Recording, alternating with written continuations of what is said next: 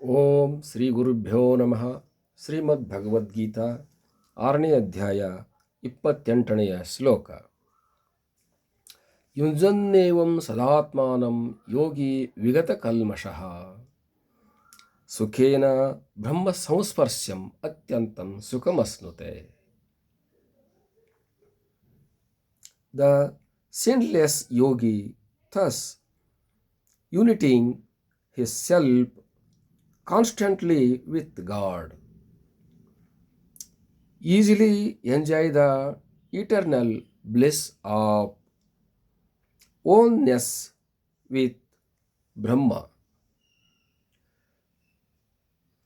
ಬ್ರಹ್ಮವನ್ನು ಹೇಗೆ ಪಡಿತಾರೆ ಅನ್ನೋದನ್ನು ಹೇಳ್ತಾ ಇದೆ. ಬ್ರಹ್ಮ ಸುಖವನ್ನು ಹೇಗೆ ಹೊಂದ್ತಾರೆ ಅಂತ ತಿಳಿಸಲಾಗ್ತಾ ಇದೆ. ಏವಂ ಅನ್ನುವಂಥ ಪದವನ್ನು ಇಲ್ಲಿ ಬಳಸಲಾಯಿತು.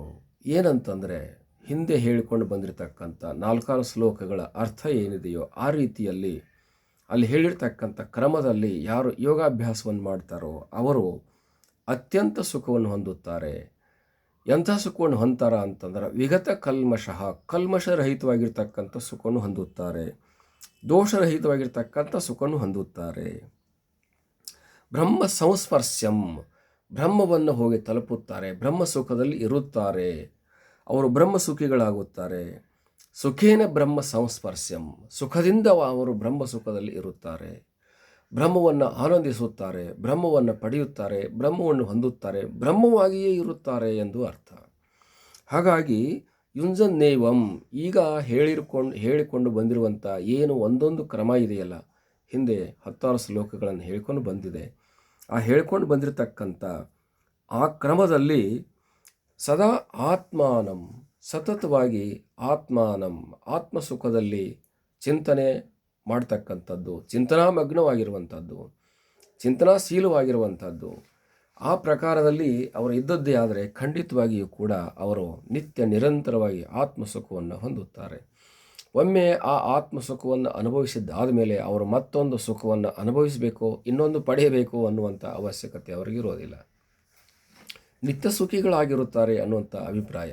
ಕಾರಣ ಏನಂತಂದ್ರೆ, ಬ್ರಹ್ಮ ಅನ್ನುವಂಥದ್ದು ಯಾವಾಗಲೂ ಅದು ದುಃಖಿ ಅಲ್ಲ. ಬ್ರಹ್ಮದಲ್ಲಿ ಯಾವ ದೋಷವಿಲ್ಲ, ಬ್ರಹ್ಮದಲ್ಲಿ ಯಾವವೂ ಕೂಡ ಕೊರತೆಗಳಿಲ್ಲ. ಬ್ರಹ್ಮ ಅನ್ನುವಂಥದ್ದು ಯಾವಾಗೂ ಬ್ರೈಟ್ನೆಸ್, ವೈಟ್ನೆಸ್, ಲೈಟ್ನೆಸ್ ಈ ರೀತಿ ಇರ್ತಕ್ಕಂಥ ಆ ಬ್ರಹ್ಮದಲ್ಲಿ ಎಂದೆಂದೂ ಕಳಂಕ ಅನ್ನುವಂಥದ್ದು, ದೋಷ ಅನ್ನುವಂಥದ್ದು ಇರೋದಿಲ್ಲ.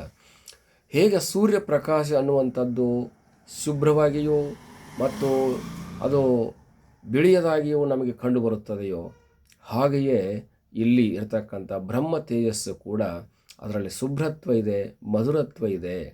ಈ ಶುಭ್ರತ್ವ, ಮಧುರತ್ವ, ದ್ರವತ್ವ ಅಂತಕ್ಕಂಥದ್ದು ಹಾಲಿನಲ್ಲಿ ಹೇಗಿದೆಯೋ ಹಾಗೆ ಬ್ರಹ್ಮದಲ್ಲಿ ದೋಷ ಇಲ್ಲದಿರತಕ್ಕಂಥ ಸುಖ ಇದೆ, ಶಾಶ್ವತವಾಗಿರುವಂಥದ್ದಿದೆ ಮತ್ತು ಆನಂದ ಇದೆ ಅದರಲ್ಲಿ.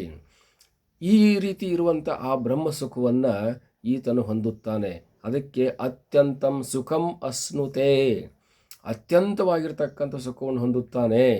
ಇಲ್ಲಿವರೆಗೆ ನೀ ಏನು ಅನುಭವಿಸ್ಕೊಂಡು ಬಂದಿದೆಯಲ್ಲ, ಲೋಕಭೋಗವನ್ನು ಅನುಭವಿಸ್ಕೊಂಡು ಬಂದಿದೆಯಾ, ಸತಿ ಸುತಾದಿಗಳ ಸುಖವನ್ನು ಅನುಭವಿಸ್ಕೊಂಡು ಬಂದಿದ್ದೀಯಾ, ಧನ ಕನಕಾದಿಗಳ ಸುಖವನ್ನು ಅನುಭವಿಸ್ಕೊಂಡು ಬಂದಿದ್ದೀಯಾ, ವಸ್ತು ವಾಹನಗಳ ಸುಖವನ್ನು ಅನುಭವಿಸ್ಕೊಂಡು ಬಂದಿದ್ದೀಯಾ, ಮನೆ ಮಠ ಮಂದಿರಗಳ ಸುಖಗಳನ್ನು ಅನುಭವಿಸ್ಕೊಂಡು ಬಂದಿದ್ದೀಯಾ, ಸ್ನೇಹ ಬಂಧುಗಳು ಮಿತ್ರರು ಇವರ ಸುಖಗಳನ್ನು ಅನುಭವಿಸ್ಕೊಂಡು ಬಂದಿದ್ದೀಯಾ.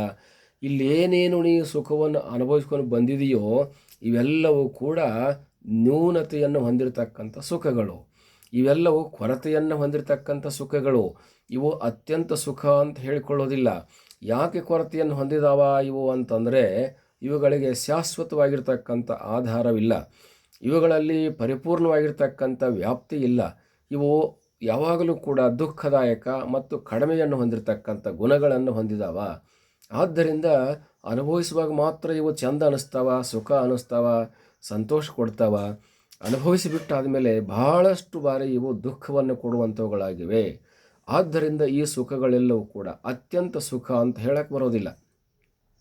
ಆ ಬ್ರಹ್ಮ ಸುಖ ಏನಿದೆಯಲ್ಲ, ಆ ಬ್ರಹ್ಮ ಸುಖವು ಅತ್ಯಂತ ಸುಖ. ಸಮುದ್ರದ ನೀರನ್ನು ನಾವು ಎಷ್ಟು ಕೂಡಿದರೂ ಅದು ಕಡಿಮೆಯಾಗೋದಿಲ್ಲ. ಆ ಸಮುದ್ರ ನೀರಕ್ಕೆ ಎಂತೆಂಥ ಮೋಟ್ರ್ಗಳನ್ನು ಹಚ್ಚಿ ನೀರು ಎಳೆಸಿದರೂ ಕಡಿಮೆಯಾಗೋದಿಲ್ಲ. ಆ ಸಮುದ್ರ ನೀರು ಅನ್ನುವಂಥದ್ದು ಹೇಗೆ ಅಚಲವಾಗಿ ಸ್ಥಿರವಾಗಿ ಇರುತ್ತದೆಯೋ ಹಾಗೆ ಬ್ರಹ್ಮ ಸುಖ ಅನ್ನುವುದು ಇರುತ್ತದೆ. ಈ ಹಳ್ಳದ ನೀರು, ಹೊಳೆ ನೀರು, ಬಾವಿ ನೀರುಗಳನ್ನು ನಾವು ಬಳಸಿದಂತೆ ಕಡಿಮೆಯಾಗಬಹುದು.